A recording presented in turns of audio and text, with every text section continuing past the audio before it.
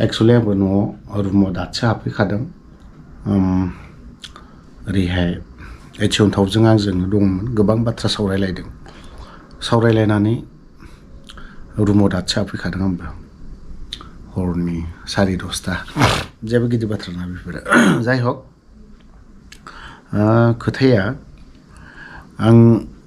सनितपुर गहपुर बिश्वनाथ सारियाली बेखौ आवगोलनि भिडिअफोराव आं बुंबाय थादोंमोन जे हाबोबा मोजां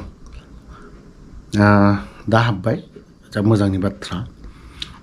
हाबनायखौ आं मोजां मोनदों आरो बावहाय हाबनाङा बा माबा मोनसे जानो नाङा आं बेखौ लुबैयाखै गहपुर बिश्वनाथ सारियाली ओमफ्राय गासैबो बर' रायजो राजाफ्रा एसेब्लाबो गोजोननायखौ मोनदों खारन नैबे जोंनि हिमन्त बिश्व शर्माया दाखालि बिथाङा बुंलांदों जे इन्डियान फ्लेगनि सिङाव थानानैनो बिथाङा कयेकटा जेरावहाय 80% 90% ट्राइबेलफ्रा मेजरिटी बे जायगाखौ बिटिआरआवहाय सोफादेरना होनायखौ नाथाय जों बेखौबो साननो गोनां जे आरो बेखौ जोंल' नङा आंल' नङा जोंनि बर'नि दैदेनगिरि इन्टेलेक्सुवेलफोर बिथांमोनाबो सिन्था खालामदों आंल' नङा जोंथ' आरो मामुलि नाबालक मानसिसो बावहाय बुंदों जे जों तामुलपुरखौबो बोखावदोंमोन एग्जाम्पलसो दै बियो तामुलपुरखौ दिनैहाय डिस्ट्रिक्ट आलादा खालामबाय बिनि उनावहाय आरोबाव बाक्साजों सरजाबफिनबावबाय मानो सरजाबफिनबावखो सेम बेफोरबायदिनो जोंनि दा जिखिनि सिमा बारायनायनि खेथ्रआवहाय हिमन्त बिश्व शर्मा बिथाङा जेरैबायदि फोसावदों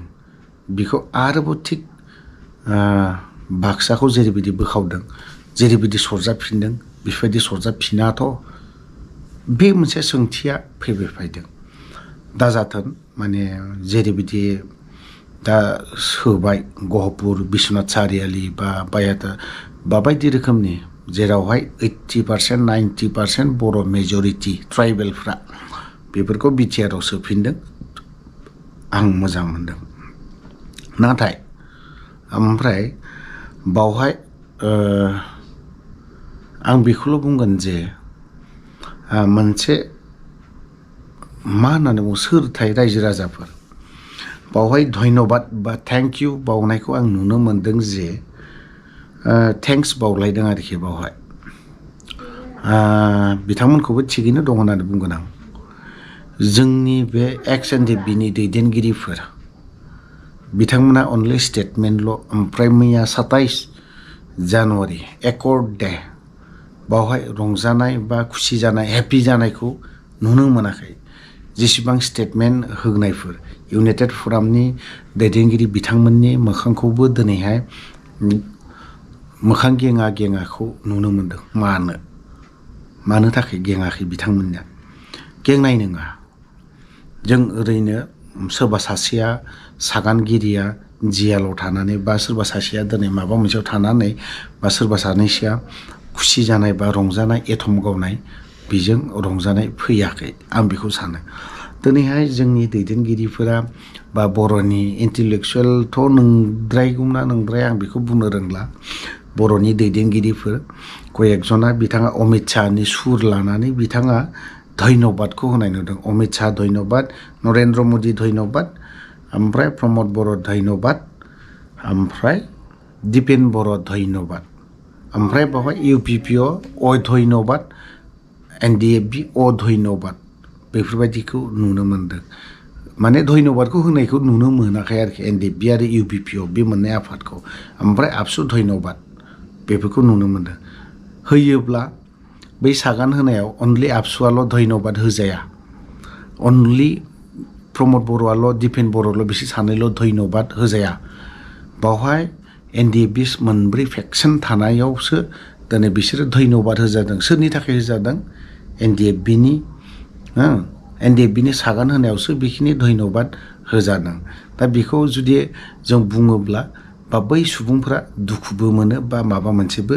मोननायखौ नुनो मोनो नाथाय जों उफाय गैया दा बिनि गेजेरावबो मोननैसो गोजोनथाव बाथ्राखौ नुनो मोनदों प्रमद बर'आ बिथाङा बिटिआरनि CEMआ बिथाङा मोनसे फोसावदों जे 3rd ग्रेड 4th ग्रेडनि साख्रिनि बाथ्राखौबो फोसावदों बिथाङा साननैसोनि उनावहाय डिक्लेयारबो जासिगोन ओमफ्राय बेजों लोगोसे मा होननानै बुंदों नैबे जायफ्रा मार्टियास 2000नि बाथ्राखौ बुंदों ओमफ्राय दिनैनिफ्राय हयतोबा होजेनबाय बायदिखौ नुनो मोनदों आं बा गैयाब्लाबो 2000नि गेजेराव गैयाब्ला 50 बा 60 बेफोरबायदिखौ सोरबा सोरबाया मोनबाय जानांगौ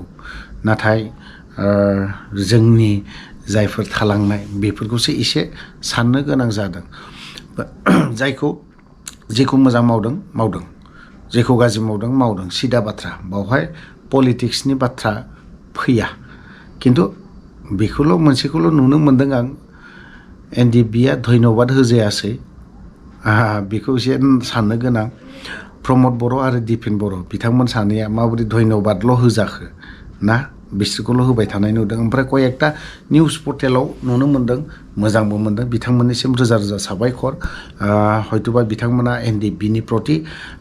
NDBनि जेसेबां केडारफोर बिथांमोननि प्रति सिन्था खालामनाय दङ ओमफ्राय UPPLआनो जा BPFआनो जा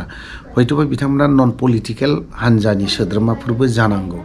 इउनाइटेड निउस 24आवहाय आं मोननैसो स्टेटमेन्टखौ होदों बेंटलनिफ्राय बिथांमोननिसिमबो रोजा रोजा साबायखर NDBनि नारा नाथा नाजानाय बा जुजिनायावहाय बे गोजोन गोरोबथाया जाना फैदों आरो बिथांमोनाबो मोजांखौ मोनदों बिथांमोना NDBनि प्रति सिन्था खालामनाय साननाय हनाया दं ओमफ्राय जायफ्रा दिनैहाय जाय सुबुंफोरखौ दिनैसिमबो धन्यबाद होदों बिथांमोना किन्तु NDBनि प्रति उल्थाखा थ' लोगोफोर भिडिअखौ आं बारा गोलाव खालामनो सानाखै बावहायनो दोनथ'बाय जय बर' हारिनि